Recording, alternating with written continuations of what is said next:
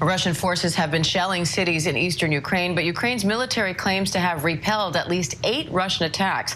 Let's bring in retired General Robert Abrams, an ABC News contributor and former commander of U.S. forces in Korea, for more on this. Commander, thank you for being here. You know, the British Defense Ministry says Russian forces are using IEDs to inflict casualties, lower morale, and restrict movement in the east. So what impact do you think that could have?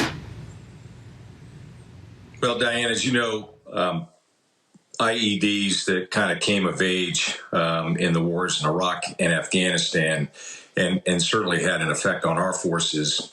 I think what we're going to see here is they'll be disruptive. They will delay Ukrainian counterattacks and generally be a nuisance. But I don't see them as being decisive to the outcome of the upcoming fight in eastern Ukraine. Now, Ukrainian forces were able to defeat Russian troops outside of Kyiv. So how can they do the same in the east? Well, I mean, this is the $1 million question of the day. And so if you just look on paper, the Russians still have large numbers and they outnumber the Ukrainian defense forces, and they still have a technology advantage. But what they don't have is they don't have the will. They don't have the morale. They don't have momentum. All of that resides with the Ukrainian armed forces and the Ukrainian people.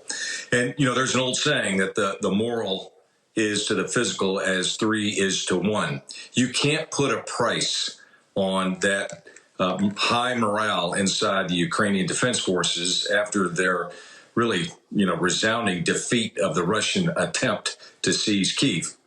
So I think this is absolutely capable for the Ukrainian armed forces to defeat the Russian attack in the east. It's not going to be easy. There's going to be many weeks, maybe months of tough fighting, but they certainly have the capability as long as they continue to be supported and supplied by the West.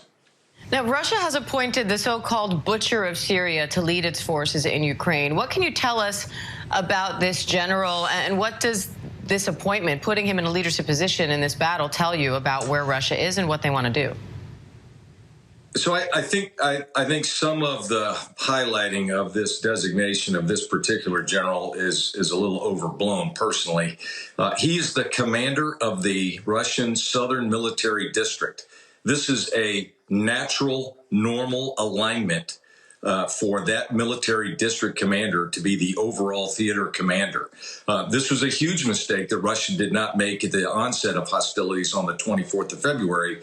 They tried to run this through 4 different commands and manage the conflict out of Moscow. So by designating the Southern Military District commander as the overall operational commander, this is an attempt to achieve unity of command and unity of effort.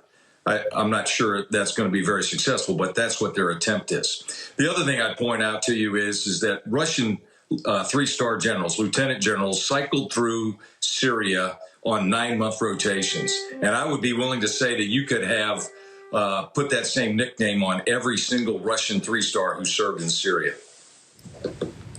Now, the UK also reports that Russia is seeking to bolster its forces with personnel that were previously discharged from military service. What does that tell you about the state of the Russian military and its strategy right now? Yeah, I think this is, conservative estimates say that the Russian army has sustained 20,000 killed in action soldiers. And typically we have a wounded to killed ratio of 3 to 1. So about 60,000 wounded. So somewhere in the neighborhood of 40% of their initial force has been killed or wounded. That in 6 short weeks.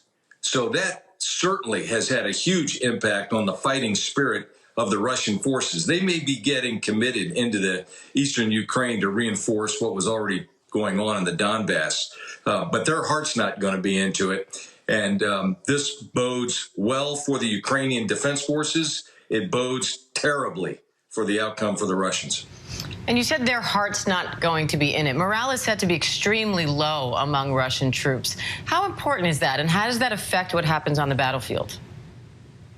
Look, it's as we've seen throughout this conflict and in previous conflicts, You can't put a price on the importance of high morale in your troops. The Ukrainian forces have been fighting, terrifically, in fantastic fighting spirit because they know they're on the right side of history and they are outnumbered and outgunned. So this will have a significant bearing on the outcome of what happens here in the eastern Ukraine in the coming weeks. All right, General Robert Abrams, great to have you. Thank you for the analysis.